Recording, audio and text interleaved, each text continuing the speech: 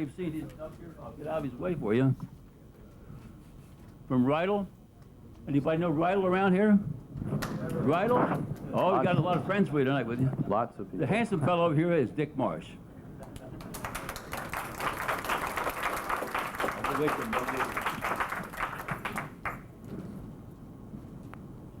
That's it?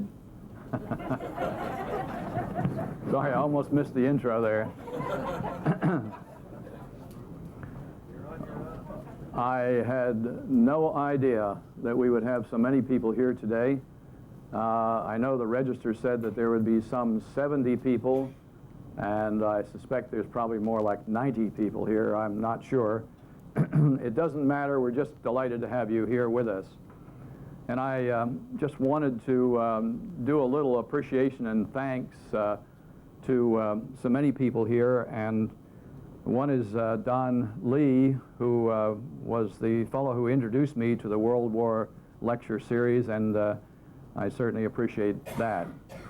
Joe Campbell, who is not here, was the person who helped me with the entire development of the PowerPoint presentation, which you will see as we go along here. And Jack Sky is there with the video camera. He's going to tape this entire program, and it's to our benefit that we'll get a copy of that for our family to preserve and to use, and a copy of it, I believe, goes to the Library of Congress. I think that's correct.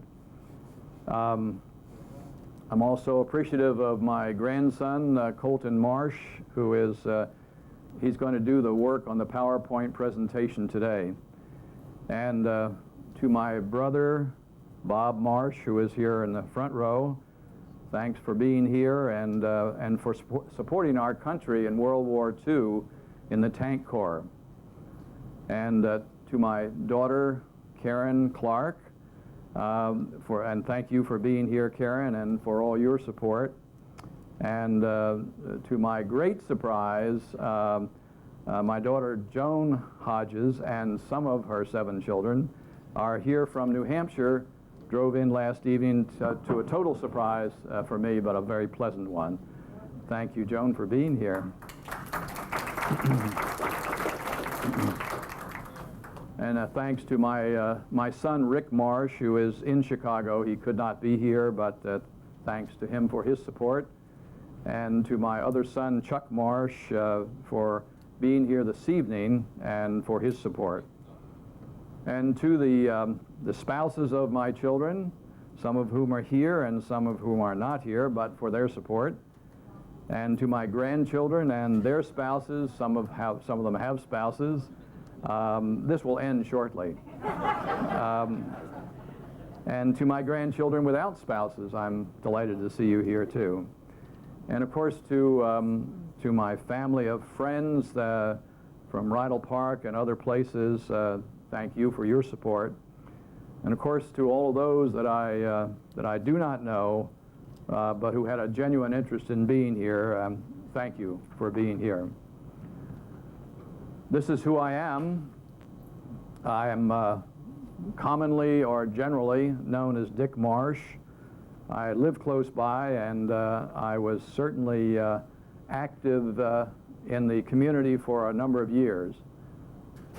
And I just thought you'd like to know, take you back a little bit to 1925 and give you a little retrospect idea of what was going on during that period of time. Three international events certainly were going on at that time. Teddy Roosevelt was very active, as you know, because he was building the Navy, and he was also helping to support the invasion, I guess, of Panama.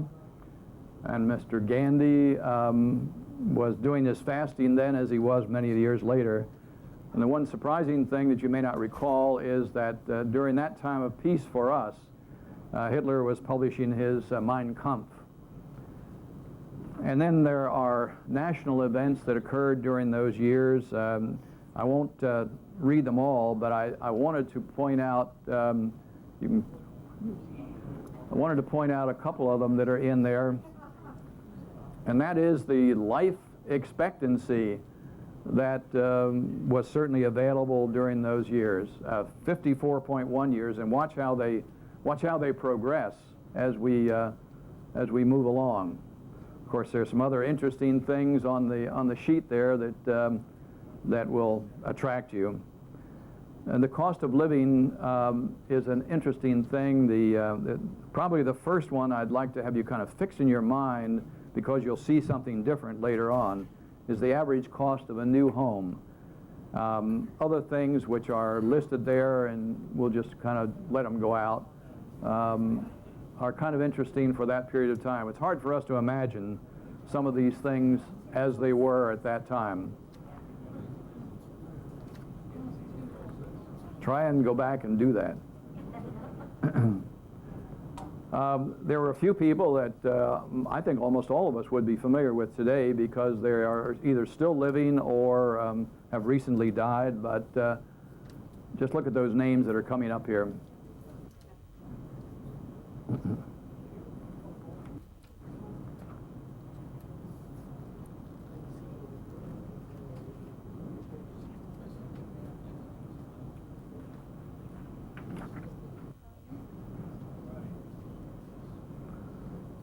Can you throw that back on again?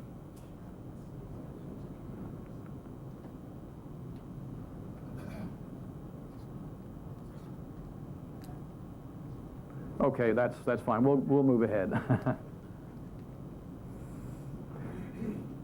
Okay, we should be on a page called 25 to, that's it, okay. These are electronic glitches that occur not normally, but occasionally. Here we go. Well, I indicated to you earlier that I was a part of this community for a number of years, and it is true that I was actually born in Abington Hospital. I think it's one back from that, Colton. I lived here all of my life, really, except for the 3 years that I was in the service and the 10 years that I lived in Memphis, Tennessee.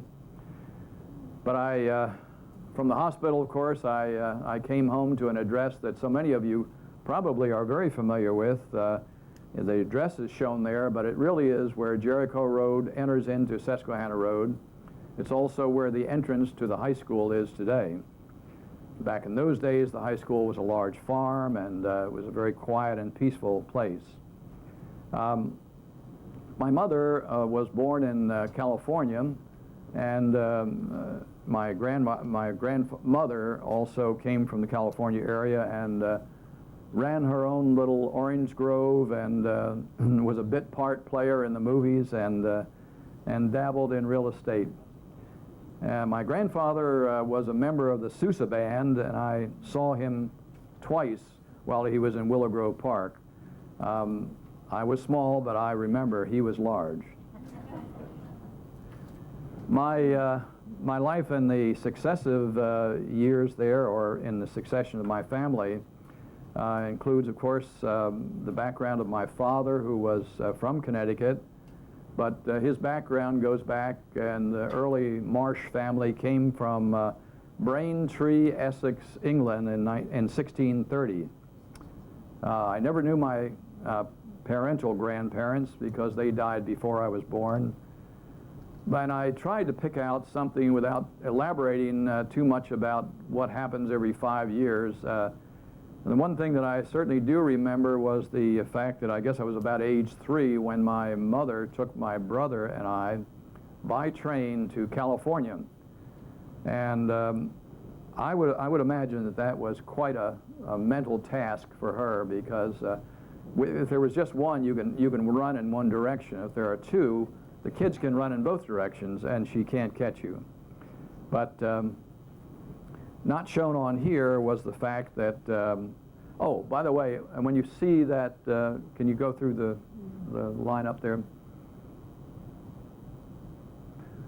How many of you in the room know who the Harvey girls were? There are, okay.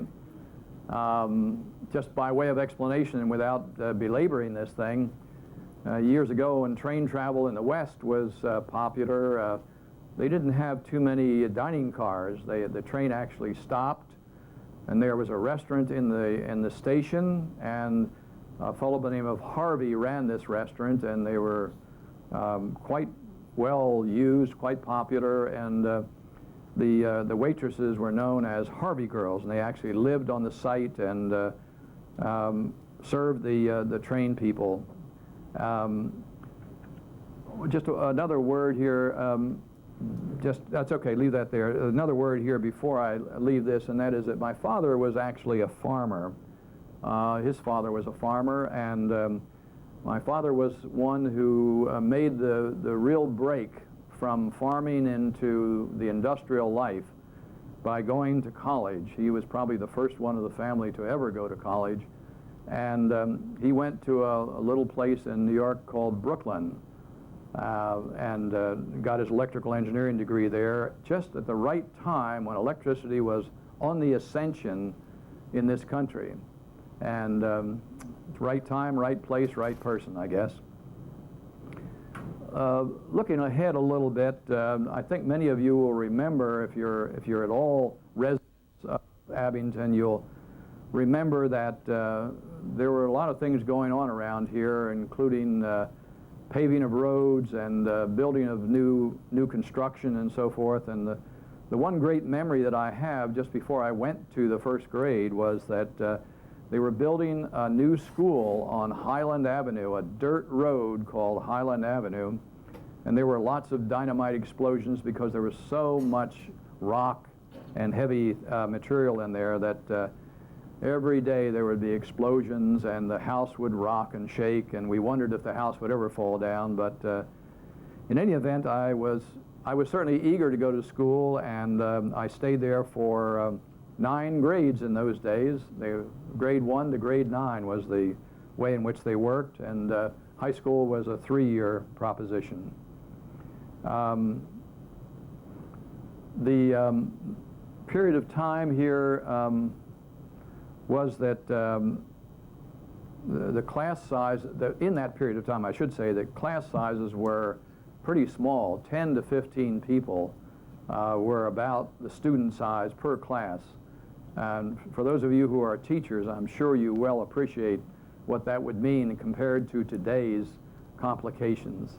But in any event, I watched, as I'm sure many of you watched, Abington grow. There was a lot of open space, and I remember that we could walk from my home to Abington Hospital directly across the fields. No turns on street corners and so forth. No one can do that today, of course, unless they can fly. But, and of course, there was the old Powell's drugstore on the corner, and a church on the corner, and the YMCA, which I availed myself of a great deal. One of the early sad things of my life was, of course, the death of my mother, who in 1935 died, and she was a person who, as an amateur, of course, dabbled in poetry. She wrote a lot of poetry. She was a great piano player, and she was also a very good singer. She certainly was a devout Christian and certainly a devoted wife and mother. This, I wish, was better, but this is Abington Hospital back in 1925. And although you can't necessarily distinguish it, this building on the very right is a very small building. Was first used, I believe, for the police department, later used for pseudo-psychiatric treatment, and the building beyond that is the building of the one main building of the hospital, the only one that was there at the time. Now, of course, you know it as a big complex. Way back on the left, not easy to see, of course, is a newer municipal building and some other buildings there. There are nurses' home and so forth. My other memory between the 1935 and 1940 period of time was that my father was very fortunate in being fully employed, and but the memory lasted a long time, particularly during the Depression, when many of the people who were unemployed would come to our front yard every night when he would come home, and he would talk to them about a one-day job. They were hired by the day in those days. It was such a precious thing to have an opportunity to have employment. And of course, by virtue of our rather thin household, my brother and I had the opportunity to work on such things as the laundry and the yard and some food planting and so forth. And yet, being an isolationist country as we were in those days, not many people thought about war, not many people thought war could touch us. And of course, I never thought about the war except when I saw, thank you, when I saw the movie The Good Earth, which of course was written in book form by Pearl Buck, yeah. And that was really my first memory of things that I thought about war. Actually, I think we can move to the next one. The first really major trip, and put yourself in this position, if you will. I was probably 11 or 12 years old, and I wanted to go see my uncle in Connecticut. So the only way I could get there was to get there by train. But if most of you will remember, the train went from Jenkintown Station to the Hudson River on the New Jersey side. Then you had to get off and you had to take a ferry across. And then I had to walk about 10 blocks to, I believe it was Grand Central Station at that time, to take the train on into Connecticut. Now, letting a 12-year-old boy in this day and age do that sort of thing is almost unthinkable, but it went well, and I had no problems until I got to my destination in Connecticut. And as we were pulling into the station, the train master is reversing the seats, and my fishing pole that I had lovingly carried all this way was in the side of the seat, and it snapped right in half. And so my memory. It was at that time also, in that period of time, I should say, that I bought my first printing press. Now, it's much more advanced than Ben Franklin had, of course, but it was a printing press that I used to make business cards and stationery and things of that sort. I ran the little business in my basement, and it was quite successful. And I often thought about a great career in printing, which, as probably most of you know, is a dying business these days. So, but I did enter the Soapbox Derby. I don't know if you remember the Soapbox Derby, but one of my great mentors was an Abington person called Harley Shriver. That sound right? He was a carpenter, but also a big benefactor of most people. And if there was anything you would ask him to do, he would do it. He was a great supporter of mine during the building of the Soapbox Derby, or the Soapbox. And I guess the other memory I have is the New York World's Fair, which was 39 and 40, I believe. And among the 45 million people that went there, we were, my brother, my father, and I did go there and stayed in one of those grand, unair-conditioned New York hotels. And but had a great time and learned an awful lot about it. Probably some of the other things that I can remember about that period of time, too, is that in 1939, of course, the German troops did invade Poland, and Abington High School at that time was building their gymnasium, which, of course, is no longer there, but it was a brand-new gymnasium at that time. And, of course, Germany did a lot of other invasions during that period of time that I entered my first year in high school. Fortunately for all of us, my father remarried in 1940, and our new mother had 3 daughters, all of whom were former neighbors of ours, so we knew them pretty well. And she did a good job of straightening both my brother and I out. But, of course, all of us know the sad day of December 7th, 1941, when we ceased to become an isolated country. I'm sure if you think back on it, you would realize where you were at the time you heard the announcement for the first time, and what it was you thought about that. But of course, in that period of time, the war began to affect all the life at home. And go to the next one.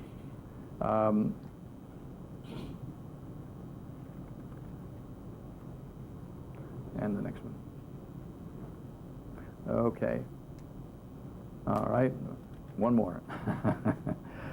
I think these are the kinds of things that all of us who lived in that era time recognized and understood.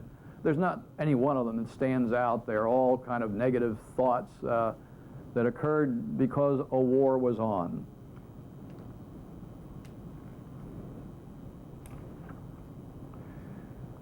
And of course, I was now in my senior year of high school, and it was at that particular period of time that I was enamored by the possibility that I might be able to go to West Point, and I made my application, and I had to wait a year before they would even give me an answer because the classes were so crowded and the conditions were so crowded.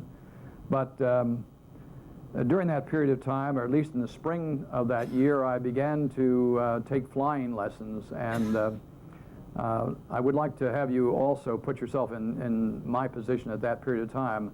The airplane on which I learned to fly was a 40-horsepower Piper Cub.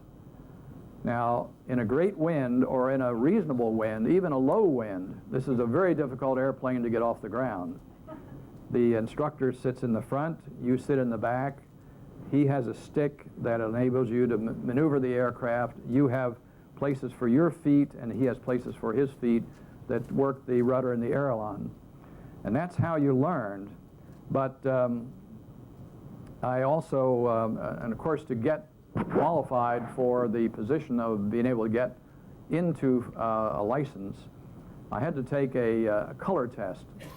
And the color test at that time, unlike today, was the 8 basic colors, which I had memorized early in my life. And I knew what was light and what was dark, and I had no difficulty doing that.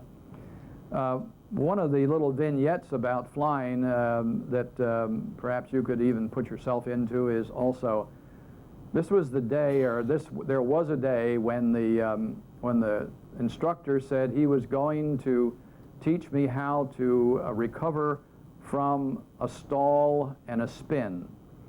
And so what really happens in this case is that the throttle is pushed very far forward, the stick is pulled very far back, and the nose of the airplane goes up like this until the airplane falls off and goes into a spin. Then it goes into a dive, and then you pull out. And this was a requirement at that time. No longer is it a requirement, but it was a requirement at that time.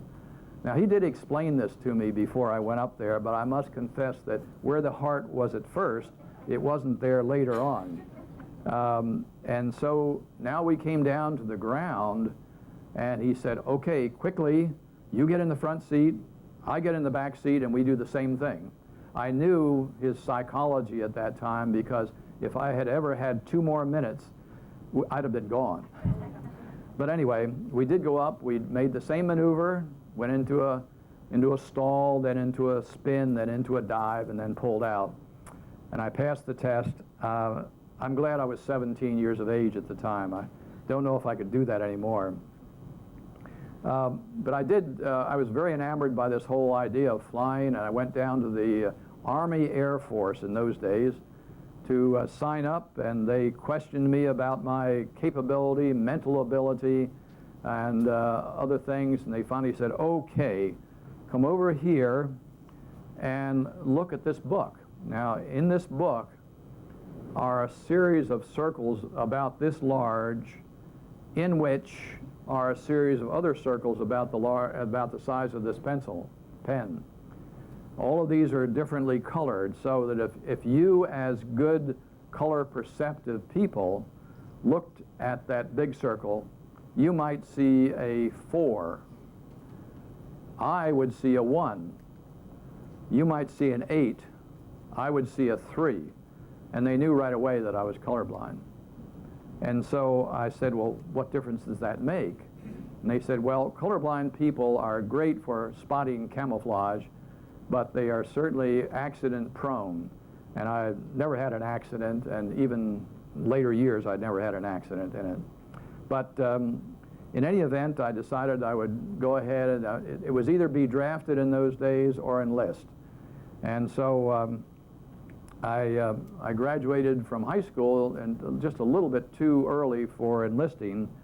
So I took a job at an aircraft factory, and many of you may remember that there was an aircraft factory up here where Ann's Choice is. We probably had better not go any further than discuss that side of it, but I did learn a lot about building experimental aircraft and working with test pilots and so forth. And finally, on September of that year, I enlisted. Just another little international event thing. Several people here are, or several things here are familiar to you.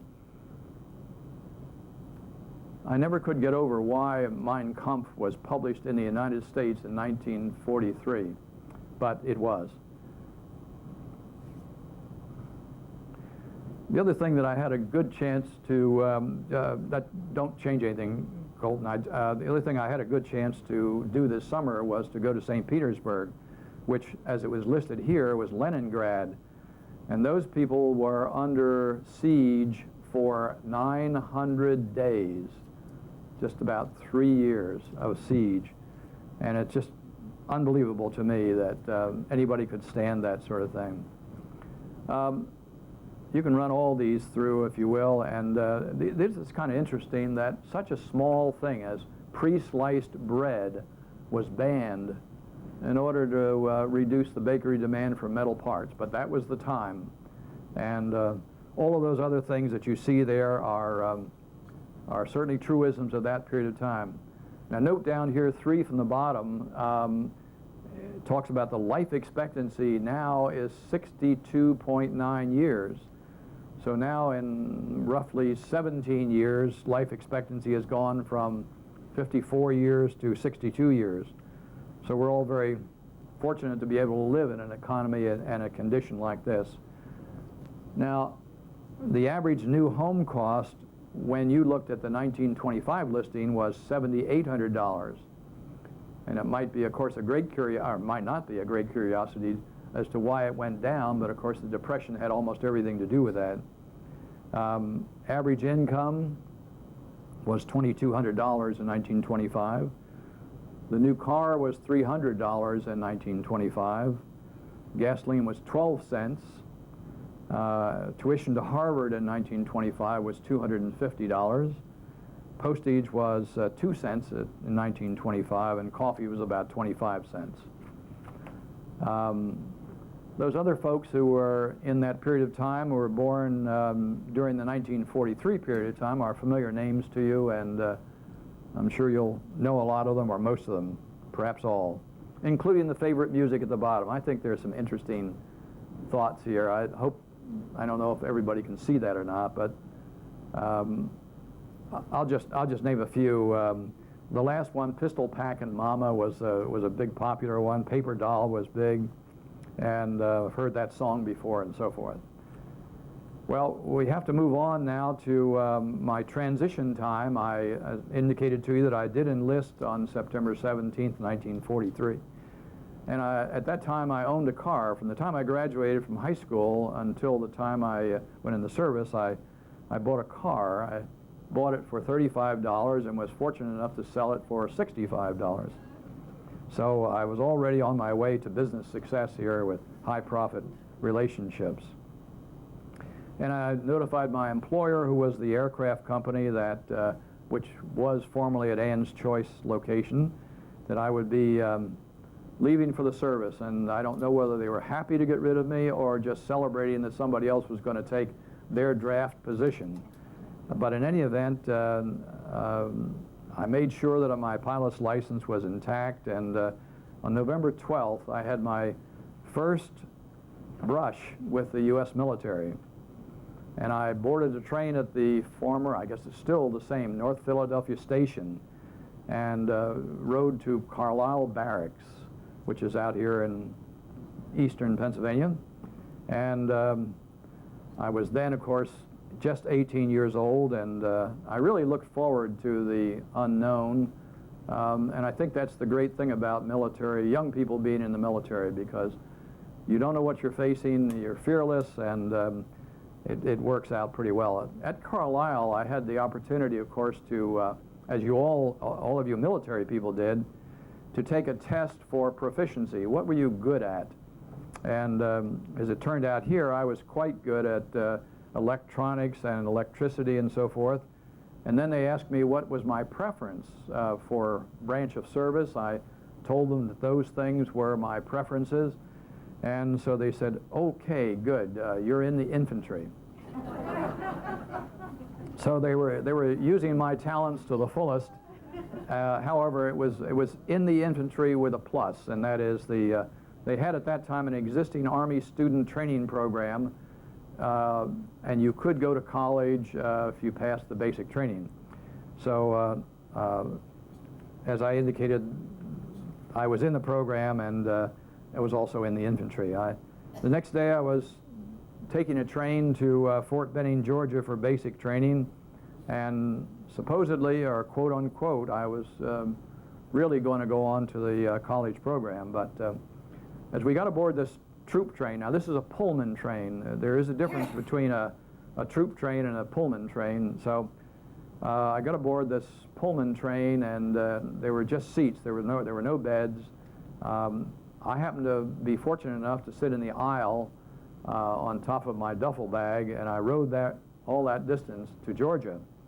And no one really got up. Very little movement took place because, of course, a little movement to a bathroom occasionally did take place, but all food was served to you as you were standing or sitting, whatever it was.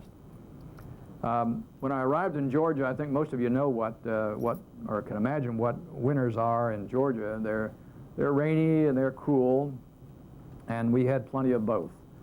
And of course, after basic training, I was expected to go on to the ASTP program, the student training program.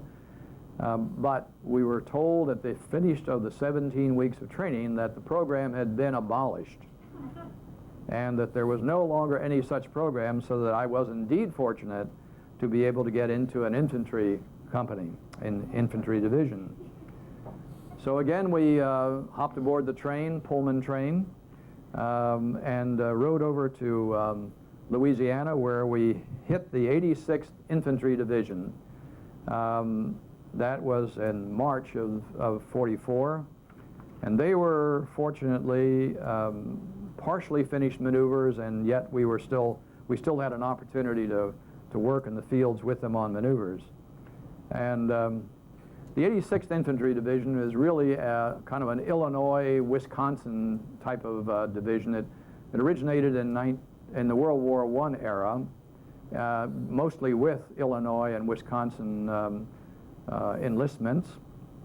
And it's named after Chief Black Hawk, who was the territorial tribe leader for most of that territory. And many of you may remember in your history books the Black Hawk War of 1832, and they picked up the name and carried that, and there's a patch with the Black Hawk on it, which is the divisional Black Hawk.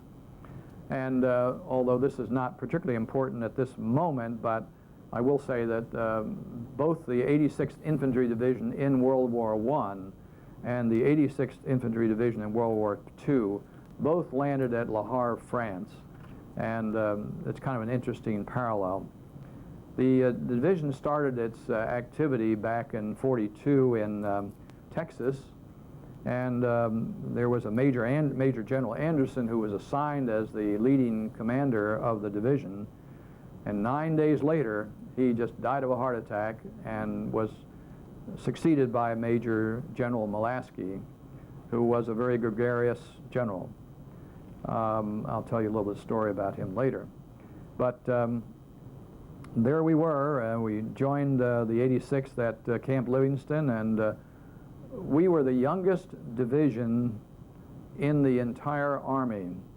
80% of us were from the college program. So when we see the movie, which we'll follow here shortly, you'll see that it mentions the youngest division in the U.S. Army. And the reason was that they abolished the college program, put all of the college aspiring people into the division, and that's why we were where we were. Most of our maneuvers, of course, were up and down the hills of Louisiana in wet, hot, sometimes humid conditions. The grounds were pretty active with things that most of us don't like to encounter. And in our camp were a number of German prisoners, probably as large as our division was. There probably were 15,000 people there, but they didn't have to go on maneuvers every day as we did. So I think they were very glad to get away from fighting. In the later period of time, the division was actually moved to California for the real training that we were supposed to get. And the division was designed to be a amphibious type of division, was one who was fairly skilled in the ability to do landings, river crossings, things of that sort. And it did pay off for us in a certain way. And we were scheduled to be in Okinawa for the first landing in Okinawa. And of course, we planned all of our activity. Every day was landings or preparations for landings or cleaning up from landings, things of that sort. And as a kind of an adjunct to my activity at that time, I joined a special group that did night landings, but they were in rubber boats. And so all of our dress was black, all of our, everything was painted black. The rubber raft was painted black, the radio was black, and we even used black dogs at some times, and not always. And the purpose of this training was to either get ashore and blow something up, or get some training in that, or discover the enemy's strength, or to mark the beach for bigger landing operations. And we practiced every third day and 3 to 5 landings a day. And that means that your long winter underwear was wet all day long. The town was San Luis Obispo. It was located roughly halfway between San Francisco and Los Angeles. And of course, to most of the military people, Los Angeles was the favorite destination. Mostly because the service organizations were there, and for $1 per night you could have a bed, you could have breakfast, and some people were fortunate enough to be assigned to the movie stars' homes. I was fortunate enough that my grandmother lived there at that time, and so I was able to visit her, and I was also able to visit one of our former housekeepers who survived us. And she was really a great asset and a great friend. Occasionally my father would come to the West Coast for business purposes, and we always had a great time there. So I really felt like there was some bit of home on the West Coast. Well, all of us know this story, but by mid-December, Germany made that massive attack that was later known as the Battle of the Bulge. And but none of us really realized at that time what a serious situation we were in. We were probably on the verge of losing the European war. It could well have happened. And so as a result of that, they immediately reassigned us from California to go to the East Coast, where we would embark on a ship to carry us over to Europe as one of the bolstering forces of the Army. So if you can imagine this and picture this, 15,000 people boarded 3 trains. Can you imagine how long that must have been? And we went the 3,700-mile trip. I was actually fortunate to be with 4 other fellows in a Pullman room, and we did what we could with the room we had. We played cards or whatever else. And but the difficulty was, of course, no one could get much exercise. You couldn't get off the train, and of course there were no showers or baths to accommodate this many people, and fortunately it was winter. And I can't say enough, for people would come out every time the train would re-coal or re-water. People would come out from the communities in the Midwest or the West and offer coffee and offer food for you, whatever time of day or night it was. We finally arrived in Boston, Massachusetts, which at that time was having a great flu epidemic. And actually, by the time we got into it, about a third of our division was in the stage of either coming down with the flu, in the bottom of the flu, or coming out of it. And so it was very difficult to get people all equipped, from summer clothing to winter clothing, in a short period of time, so that we could all get on the ship, which we did. I included was ill with the flu at the time, but they would leave no one behind.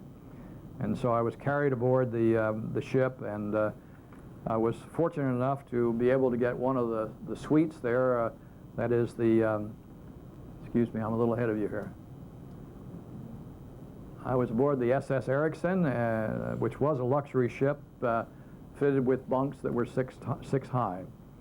So I was able to get one of the bottom three, and the people above us took care of us on the bottom rung. And in this convoy, very, very ominous and very difficult to, when I was recovering, I saw this, to go out there at night and see the shadows of 100 ships all being escorted by other military craft, and it was all slowed down by the slowest craft that was in the convoy. And the crossing, therefore, took 12 days. Some of them went as slow as 8 to perhaps 10 miles an hour, something of that sort. But we were very fortunate to escape the entire crossing without incident. There was plenty of activity going on out there, but we did not receive any of the activity. And as we neared Le Havre, France, we began to recover, most of us, from the illnesses, and but there was a really emaciated group of people who were supposed to be the current fighting force in Europe. And then we got to Le Havre, France, and had to stay aboard ship for 2 more days while they ironed out the logistical problems of getting people off the ship. But we did manage to go into a nice turnip patch and have tents that we slept in for at least a night or two. But if you can ever picture in your own mind a day that you were cold, or picture in your own mind a day that you were not feeling well, and what you did with that sort of thing. Generally, if you were cold or wet or something like that, generally you'd go inside and be comfortable. Or if you were ill, you'd go to a doctor or be comfortable. This was a case where every night we would go to sleep with boots on, full clothing on, overcoat on, in a sleeping bag, towel over our head, and we're still cold. And this went on for a few days there. And then, of course, weather did kind of change a little bit, but we were at least fortunate that, it sounds like I never took a shower, but we were at least fortunate that we were able to take a shower at this place and get some hot food.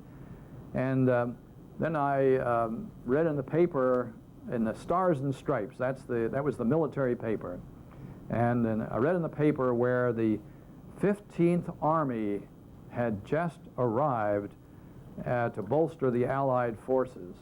Now, just keep that thought in your mind, and let's flip to the next slide here. I want to show you what's involved in the makeup of a whole military unit. We were what is known as a division, 15,000 people. An army is 400,000 people. And so we were the only infantry division in the 15th Army, but it was written up as though the entire 15th Army was here to save the European theater of war. And I'm not sure if it scared the Germans or not. I don't think it did, but it's an interesting structure to see how the military is designed and how it's made up. So in any event, we would be faced again in a couple of days with moving some 325 miles to Cologne, Germany. That was the front line at that time. And here was a new experience for us. We went in railroad cars which were really box cars. And these box cars in World War I were known as 40 and 8. And it meant that you could carry 40 men or 8 horses. That gives you an idea of the size. The other thing is that they were not very well kept, and so you had lots of air flowing through as you were moving along. And it is also, sad to say, this is the same kind of box car or car that carried the Holocaust victims to their positions wherever they went. But in any event, we worked our way over to the Cologne area, which was the front line at that time, went through Belgium and through Holland, and we went through parts of Germany, and then got to the outskirts of Cologne, Germany. And in the outskirts of the Cologne, Germany area, we debarked from the railroad train and marched to the front lines. Now, the front lines, although we could hear the artillery going on and could see the rather ugly pockmarked buildings and the bomb shelters in which the people lived or went to, we had no idea what was going to face us there on the Rhine River. But we went up to the Rhine River, and of course, the Rhine River is all lined up with apartment buildings. However, all of these apartment buildings had been bombed out. And so we made our home, at least our temporary home, in the bombed out apartments. And it was the first time, I think, in quite a while that we've been able to have at least something warm over our head and something that we could work with. At night, we would go out to the Rhine River, and we would, about 100 yards back from the Rhine River, we would dig whatever kind of shelter we could dig for ourselves and stay there all night, and of course to repel whatever raiding parties might be coming across. So we of course were planning to cross the river. Everybody along the Rhine River was planning to cross it. It all depended upon how successfully you could do that, or where you could do it. And we were scheduled at one particular period of time to go across in some small rubber boats. They brought those up, and we began to realize that we were in serious wartime conditions here. And the night we were supposed to cross the Rhine River in these small rubber boats, we had a terrific thunderstorm, oddly enough. It was sort of springish at that time, but we did have this tremendous thunderstorm. It knocked out all radio communications. We could not get in touch with anybody else, and the river crossing never took place. And there were messengers, of course, who came up and met us as we to give us more instructions. On the other hand, that was also the same day. The next day was the same day that the American forces crossed at Remagen, and Remagen was the only bridge that was left on the Rhine River at that time, and it was a complete fluke that it was left. It was just a case where the Germans planned to blow it up, but 2 of the explosions didn't work, and our forces were able to run across and get a beachhead on the other side, and obviously move into the eastern side of the Rhine River. One of the little vignettes that I'd like to also share, in the military, it's very important that at nighttime you get the password, because if you don't get the password, you're quite likely to be shot. And of course, if you forget it, the same result. So but the password was changed every day. It was designed to be words that were not normally picked up, because many German people spoke beautiful English, but it was the British-style English. And so the word was designed to make sure that the Germans had a difficult time at least picking up the language. Let's see, we are, okay. After we crossed the Rhine River, just after we crossed the Rhine River, we headed north up to Dusseldorf. And if any of you are interested a little later on this is the entire map of our movement back and forth in Germany. So essentially what we did was to cross the river, the Rhine River at Cologne, go north to the most precious possession the Germans had, and that was their industrial might. And this industrial might probably accounted for at least half of their ability to resupply themselves, and that was our target. And as we were moving up to that area, of course, on April 12, 1945, we got the news that President Roosevelt had died, and this left a lot of concern because of succession and so forth, but it wasn't our choice as to what would happen there. We had enough to do.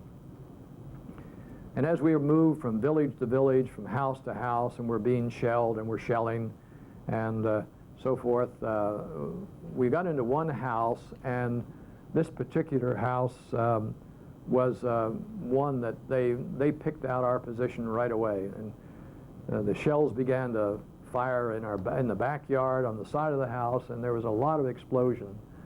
And we all had to get out of there pretty quickly, and at that time we were pretty widely dispersed, and I was therefore in a new location when I happened to feel a kind of a warm sensation in my left arm, and I looked down and there was blood trickling out of down on my hand. Sorry about that. But and so apparently I caught a piece of shrapnel in the arm, and there were no medical people around at that time. We were so widely dispersed. But every soldier has a small medical kit, and in that kit are probably two things that are most important to your life.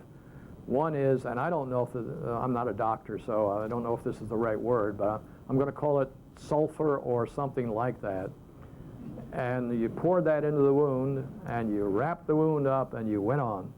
And that's exactly what I did. I later had a medic look at it again and clean it up pretty well, and he did a pretty good job of it, and although I can still see it.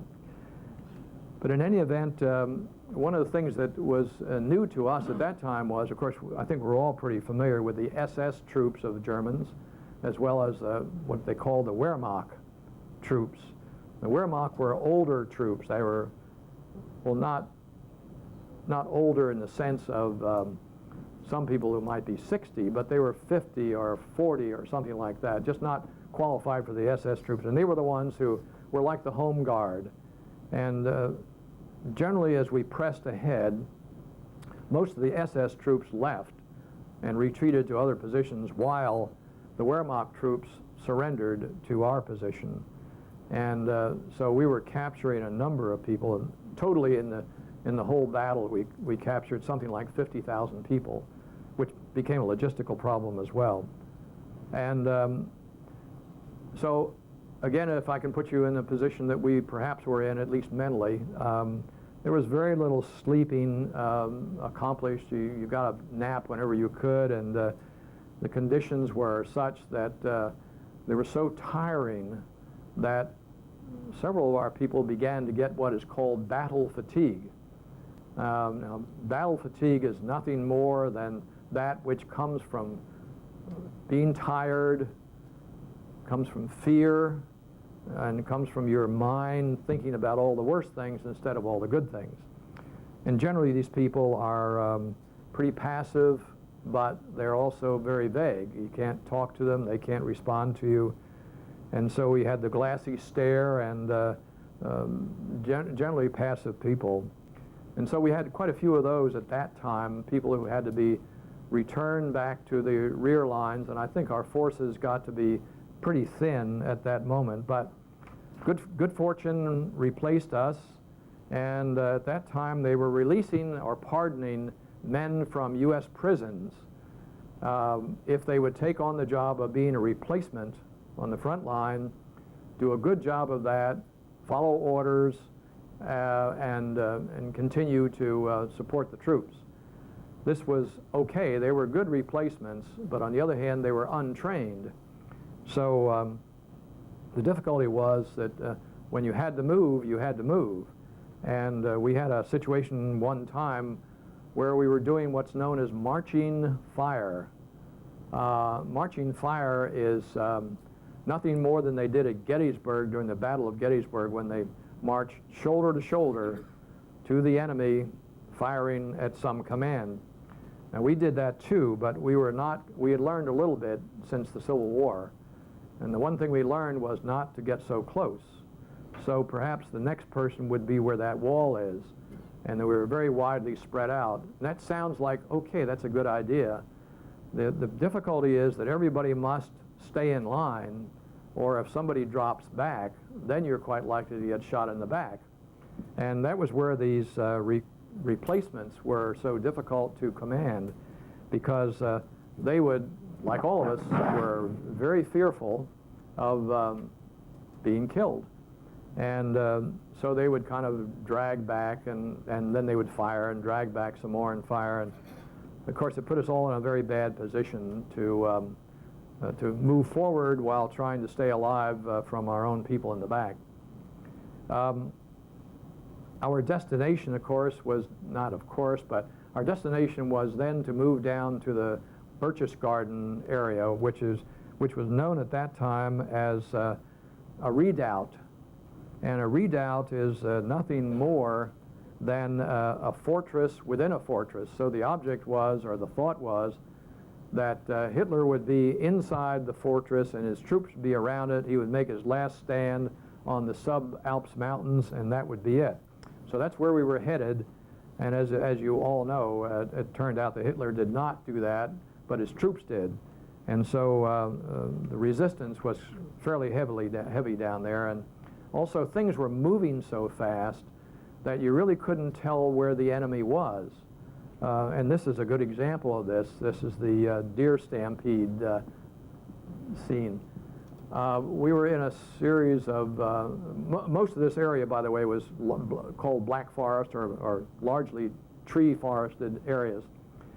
And we were moving ahead trying to determine where the enemy was at the time. And in trying to determine that, we were successfully marching ahead until we heard this very loud sound. And so we put ourselves in a position of defense, and here this whole large herd of deer was coming straight at us. Some of them actually ran into trees, knocked themselves out. Some of them stepped on us. Some of them moved aside from us. Some of them ran back the other way. But what was driving them was a tank, a German tank, and he managed to shoot into our area and trim our trees pretty carefully. So we did a little maneuver around, shot out his track on his tank, and they did surrender. Moving ahead to the military school, I think this was one of the hardest things we ever did. It's hard to face anybody and think about the possibility that they may lose their lives. But we ran across this military school, and in the military school were 500 boys, or close to 500 boys, ages 13 to 15. And they were in training for SS futures. Difficulty was that they're more fearless than 17 or 18-year-old children are. And so we sent the advanced forces up to ask them to surrender, and they sent back a message saying, "Come and get us." And so we did not want to do that, but so we waited a little while, and under cover of darkness we moved in a lot closer, threw in a few messages which they sent back, said, "Come and get us." So in the morning, just pre-dawn morning, we made the move into the school, and about half of them surrendered immediately. The other half decided to fight, and they would be hiding in rooms. So it was a room-to-room type of situation. They would be hiding under tables, up in the closets, behind doors, and all were armed and all were pretty menacing. And it's not easy to face that situation. We continued southward, and one of our great surprises, and the first time it ever happened to me, was we heard this aircraft coming toward us. And of course, this is a pretty bad situation when you're on a road and you're moving forward, and you know that the enemy aircraft is coming at you. But the enemy aircraft did not fire at us. It had two American aircraft behind it, and then all of a sudden this German aircraft shot ahead as fast as any aircraft I'd ever seen. And this was the first time in my life that I ever saw a jet aircraft with, they call them ram jets. And this was a case where they could ram in the jet propulsion and just leave everybody behind them. First time I'd ever seen a jet aircraft, and they certainly left our people well behind.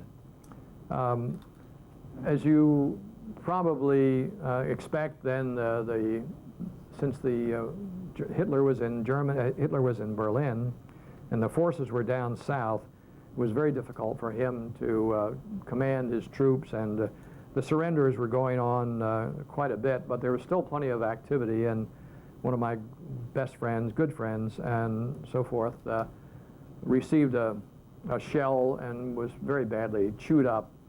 And he was gone. I never heard about him again until one day, 5 years later, I was in a hotel in Dallas, Texas, and there were only two people in the elevator. I was one, and he was the other one. And we met again for a great reunion. A lot of the time down in this area, of course, it was snowing, it was very cold, and we had this logistical problem of trying to pass on the 50,000 German prisoners that we had in our possession. But fortunately for all of us, victory in Europe occurred on May 8th, and at that time we were stopped. We went into a farmhouse and stayed there. First time we'd been really in a house or in any kind of shelter for I don't know, better than 40 days, I think, something of that sort. And it was a good time to dry your clothes. And one of the good things the Army did, this may sound a little trivial to you, but one of the good things the Army did and insisted on was to change your socks every day. You got a new pair of socks every day, or it may not have been new, but they were dry and fresh. Because one of the things that cripples an Army quickly is to have any foot problems, and of course, when your feet are damp and so forth, you do have that possibility to exist. But we ate all the local deer, and this was a Swiss cheese factory, by the way, where we stopped, and we ate their turnips, which I didn't care for particularly, but they had a wonderful amount of eggs stored in what's known as water glass. It looks like jelly, and that preserves them on a forever basis. And then the map that comes up here is there next. And it's essentially, it really is, as you start on the left, you come to Cologne, Germany, you cross the river, you move up to the what's known as the Ruhr Pocket or Dusseldorf, and then you come straight down to the Berchtesgaden or enemy redoubt down there. And then you can just show the next 2 or 3 slides.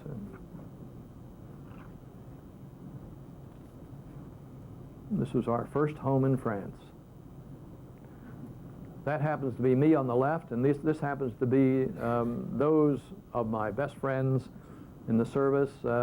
They don't look like highly educated people there, but they are. I had the good fortune, I didn't know this until after the war was over, but we of course ran across a number of enemy concentration camps, and our own military people were in certain camps, and I did not know until a couple of years later that our infantry company liberated one of my good friends from his prison camp, and the conditions were terrible. We were elated that we were going to return we were going to be the first division to return to the United States. And we knew why. Of course, we knew we were going to the Pacific, and we knew we were going there for an invasion of some area. But we did do that, and I wanted to take a moment here now to show a short video film which kind of describes the 86th Infantry Division, and then we'll get back to the Pacific area. So we went from the European theater of operation to the Pacific theater of operation, and were staged for the invasion of Japan.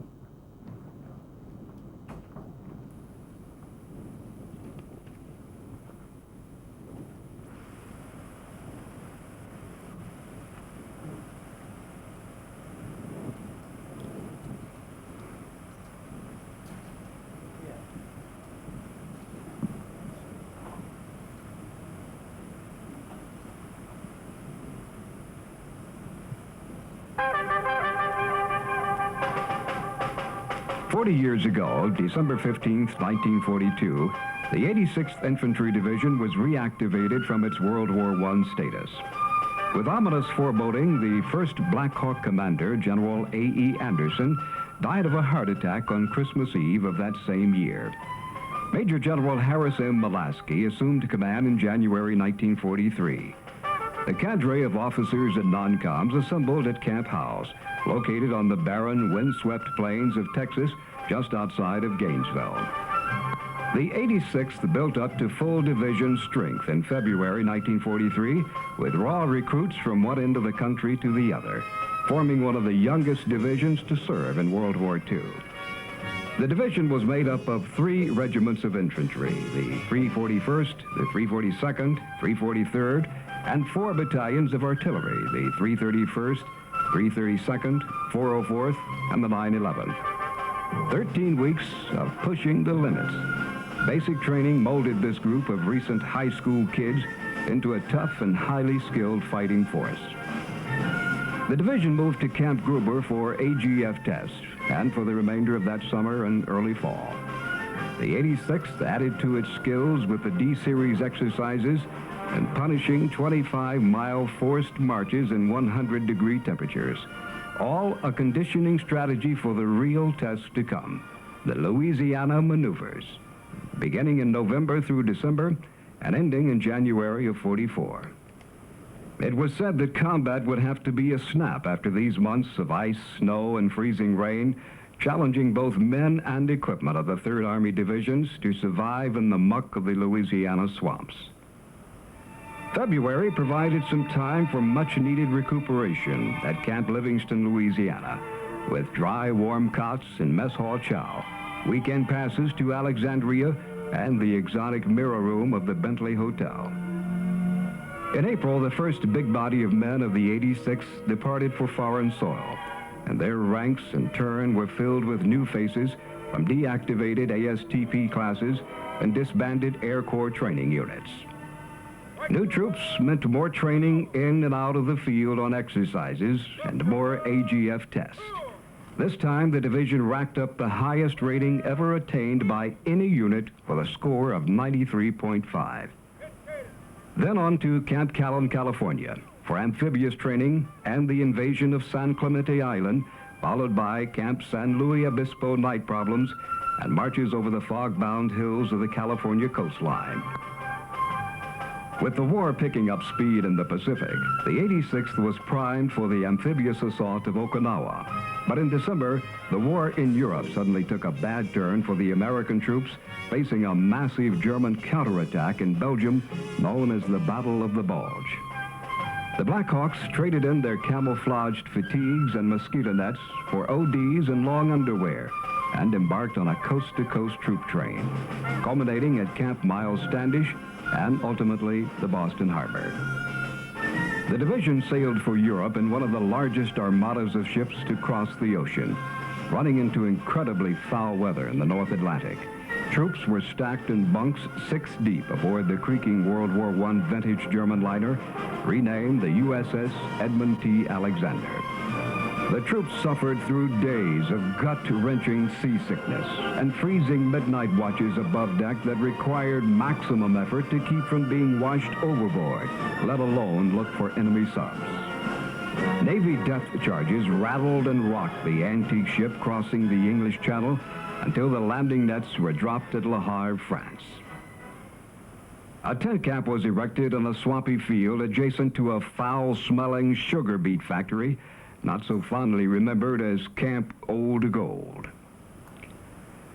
The 86th took up combat positions just south of Cologne at Bonn, along the Rhine, where practical experience was gained, softening up stubborn pockets of resistance in the Ruhr. For a week, a merciless artillery barrage kept the 331st Battalion working at a fevered pitch while the hostile bank wilted. Then they finally crossed the Rhine to begin the 86th role in the vast pincer movement that eliminated the Ruhr pocket and killed the fading German hopes. Day and night, the division rolled through the area, moving on a moment's notice and getting the first taste of bitter warfare at flaming Ludenscheid. The Ruhr battle finally turned into a rout, and the grueling pace of the march was slowed by the fantastic number of surrendering Germans. Soon the roads were filled with vast columns of marching prisoners, and the Ruhr was secured. Without a pause, a dash was made from the Ruhr to attack the Bavarian redoubt, the last German stronghold, expected scene of the great Garderoberung. Entering the fray near Nuremberg, a succession of lightning moves crossing the famed series of rivers, the Ottmühl, the Isar, the Danube, and the Aisne, each one marking another page torn from the German dream of glory. The battalion's speed and technique sharpened and became accustomed to displacing 5 and 6 times a day to keep up with the retreating Germans. The division was the first to reach the Danube at Ingolstadt, an achievement that brought the Black Hawks into the limelight. During the battle for Bavaria, the 86th averaged 10 to 12 miles per day in the lightning drive of the 3rd and 7th Armies that collapsed Hitler's impenetrable redoubt area before it could be reorganized. It liberated over 100,000 prisoners of war and took nearly 78,000 prisoners of its own. The European war ended on May 8th in the ancient village of Feldkirchen, Austria. The guns were silenced and the white flags of surrender hung limp in the still gray winter landscape. It was all over, for now. After VE Day, a sense of anticlimax developed. For a week, the 86th took up the duties of occupation troops in southern Bavaria and struggled with the problems of PW stragglers and displaced persons. Then they hit the road once more and rolled rapidly through the now peaceful scenes of earlier battles, through prostrated Munich, back to the Rhine again for a restful interlude in undamaged Ledenburg. There, and in Weinheim, Mannheim, and Heidelberg, we briefly tasted the pleasant fruits of the liberator's reward. And then came word that we were going home, back to the States once more, on our way to join the Pacific fray. Oh yes, we did see Paris. For 2 whole hours on a warm day in May, we gawked at the Eiffel Tower, the Trocadero Museum, the Arc de Triomphe, the Champs-Élysées, and such other marvels of that incomparable city as could be crowded into so little time. What a reception awaited us after we paid our respects to Lady Liberty and steamed triumphantly up the Hudson to Pier 86. A whack band, boats of every description, and even a blimp broadcasting popular tunes appeared to greet us. Cheering thousands lined up wherever we went. The 86th was back, the first combat division to return from Europe. The world was at our feet. We were sped to Camp Kilder for a conqueror's feast, and within a day were on our way home for 32 unsurpassable days of furlough. Mid-July found tired, perspiring thousands returning from every corner of the country to Camp Gruber to start all over again. The division was supposed to take 2 months of refresher training in the beautiful Cookson Hills, as the natives call them, but suddenly something went wrong, and on August 11th, we rose in the darkest hours of the morning and were herded once more on the troop trains, headed once more for California. We had come full cycle, and now new worlds that needed conquering beckoned. This unexpected rush provoked much comment in the ranks. The atomic bomb had just been dropped, and rumor ran high. Victory was in the air. Victory over the last of the enemy nations, and incredible stories flared like bonfires at each stop the train made. Then on the evening of August 15th, as we rolled through Sacramento, we saw that the populace had gone mad. Delirious ecstasy grasped the town. And the next morning, when we arrived at Camp Stoneman, we joined the shouting throngs, for 8-inch headlines told us that the war was over. Japan had surrendered. The 3 days at Stoneman were the most trying in our history, for the green and red lights on our proposed sailing flashed alternately with merciless uncertainty. Would we sail, or would we stay safe in the States? The question burned in thousands of men's hearts, and 10,000 arguments grew in its wake. The question was answered rather bluntly. We sailed to the bay on the Ernie Pyle and boarded the APAs once more in Frisco. We passed through the Golden Gate and onto the islands of Eniwetok and Ulithi and landed on Luzon in the Philippine Islands. A Herald Tribune article with a dateline of Manila, November 17th, is quoted as saying, "No Army unit now engaged in the Pacific with the onerous task of cleaning up after the war likes the idea of being away from home and civilian life less than the 86th Black Hawk Division. Despite their burden, the Black Hawks are winning prestige for their labors. Working out of headquarters at Marikina, the Black Hawks are running what amounts to a virtual modern municipal government, complete with a police force, a collegiate institute, and are carrying out their mission while the point system is draining the division of its original personnel." The Black Hawks garrisoned 3/4 of the island, roughly 33,000 square miles. The top quarter of the island is garrisoned by the Philippine Army. Within the last 2 months, the Black Hawks have geared themselves to post-peace operations in the Philippines. More than 28,000 armed Philippine guerrillas work hand in hand with the 86th in the dangerous work of ferreting out Japanese soldiers who are hiding in the muddy jungles and back hills of Luzon. The guerrillas have captured 211 Japanese soldiers, either diehards or men ignorant that the war is done. Men of the 86th must go with the guerrillas, for the Japanese are afraid to give up to the native Filipinos. The trial record of General Yamashita, Japanese war criminal on trial at Manila, is explanation enough. And so the article ended. The waiting game became very difficult for the men of the 86th. Most of the old cadre had finally shipped back home on points. This left most of the fellows that had joined the 331st as recruits that winter at Camp Howes, waiting for their news about going home. It finally came in early February. Now these seasoned men who started 3 years earlier as boys shared another great excitement, that last big move. How many times we had broken camp, picked up our equipment and few possessions and started out for some unknown place, never knowing what the outcome would be. Now we knew it was home to our families, home to school, to work, to pick up where we'd left off. All that remained was a 6,600-mile, 18-day Pacific Ocean crossing aboard the USS Henselman.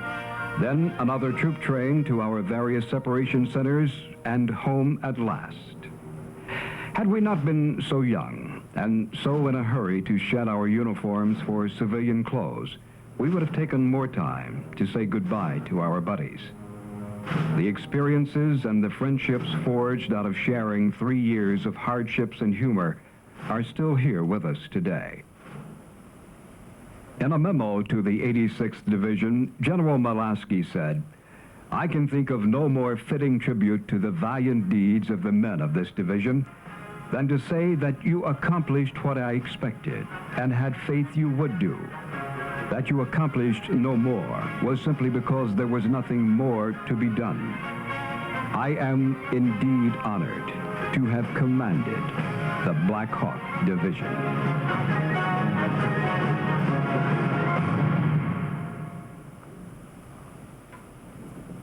Well, in response to the fact that I have 90 minutes to make this whole presentation and therefore 10 more to go, I will give a kind of a brief on the remaining parts of things here. When I first started out on this program, I was wondering how I would ever fill up 90 minutes of time. As it stands right now, I haven't done a lot of things that I expected to do, but I will give you some highlights, and hopefully there will be an opportunity to share some more with you. We did come back to the United States from Europe. We had a 30-day furlough, as they said in the movie. We did go to Camp Gruber, Oklahoma, which was very interesting in the hot summertime. And we then were on our way by troop train to California, and it was in one of the little towns along the coast of the California area that we heard about that first dropping of the atomic bomb. Now, like you perhaps, we didn't know what the impact of the first dropping of the atomic bomb would be. On the other hand, when the second one dropped, it looked like we would perhaps have an end to a war that was just terrible. And as a result of that, we thought that there might be a possibility that we would be saved and not have to go overseas, but the military it works on a lot of momentum. We therefore got aboard troop ships, went the days that it took to go out to the Pacific, stayed aboard this metal ship in a little atoll called Ulithi for 2 or 3 days, and the temperatures were roughly 90 to 100 degrees in a metal ship and just nowhere to go. It was pretty brutal.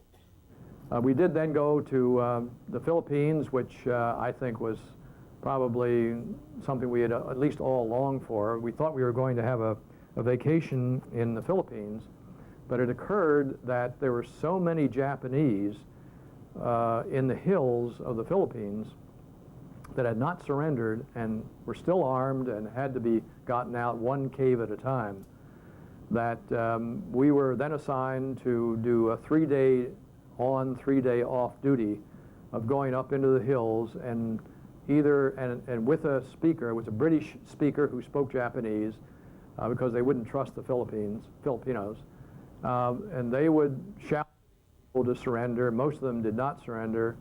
Most of them either used up their ammunition as much as they could. Some shot themselves, but the caves in the Philippines were just unbelievable.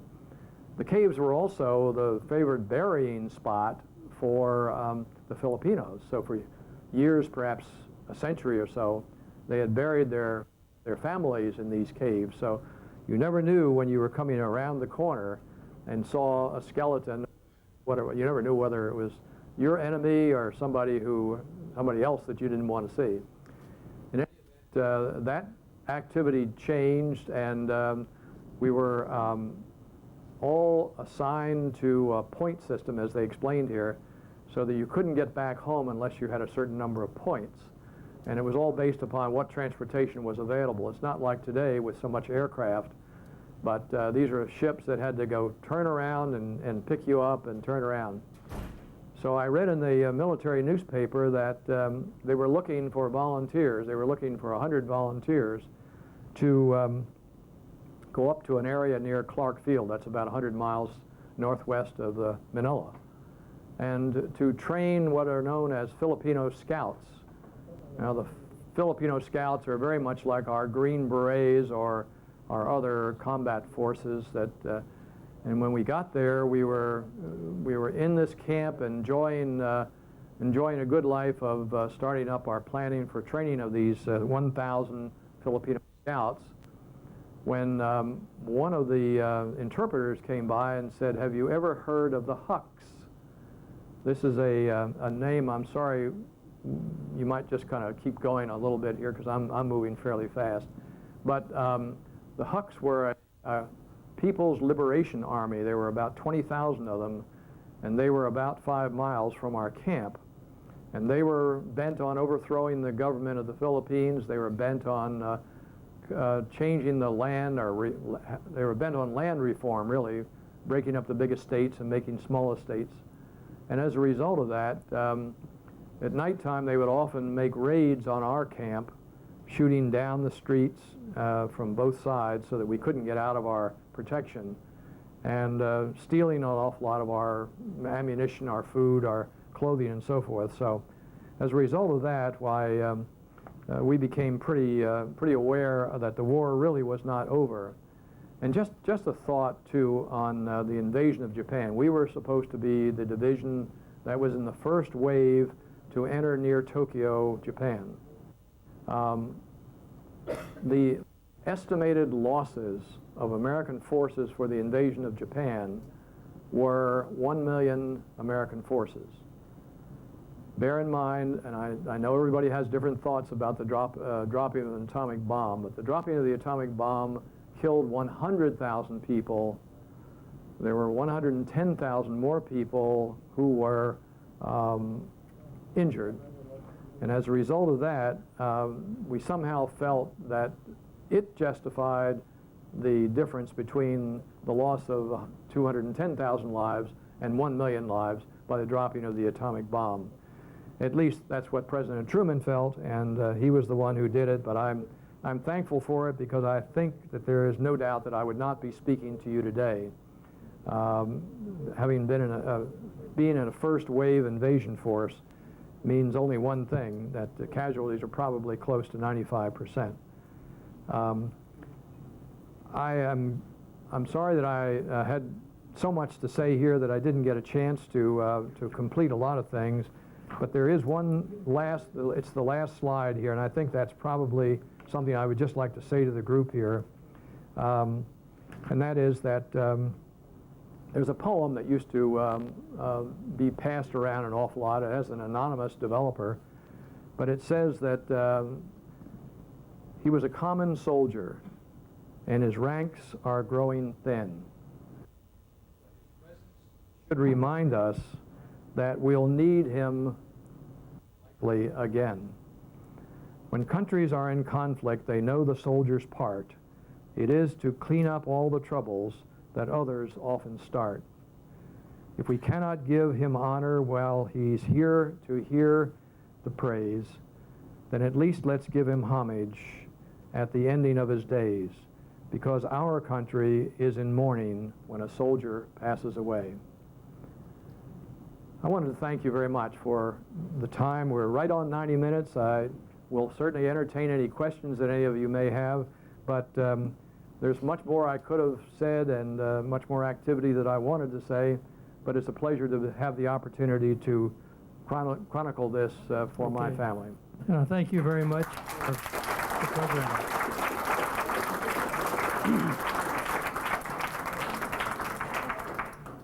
We'll have time for a few minutes maybe of questions, but before we do, I'd like to call to your attention the donation jar in the back or up here at the front.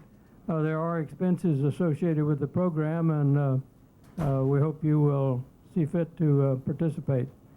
Any questions that we might end with?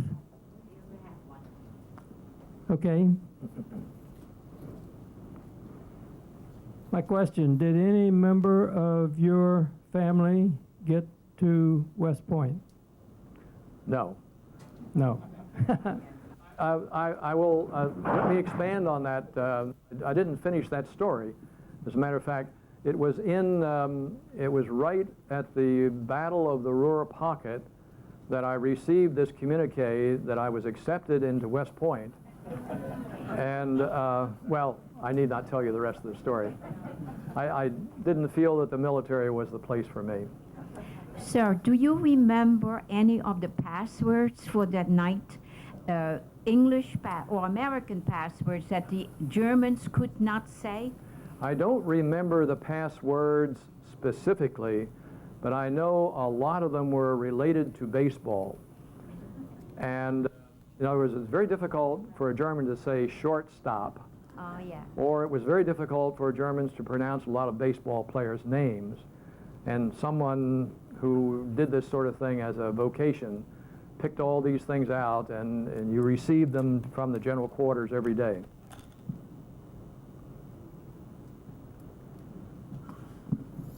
Dick, do you mind telling us what your rank was? Not at all. I was a PFC. That makes two of us. Any other questions? Gone. Thank you very much. Okay.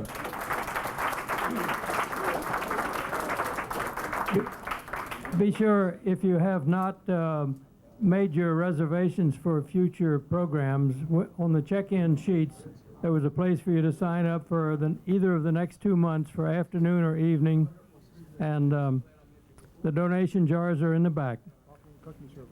There are some coffee and cookies here, if anybody wants to.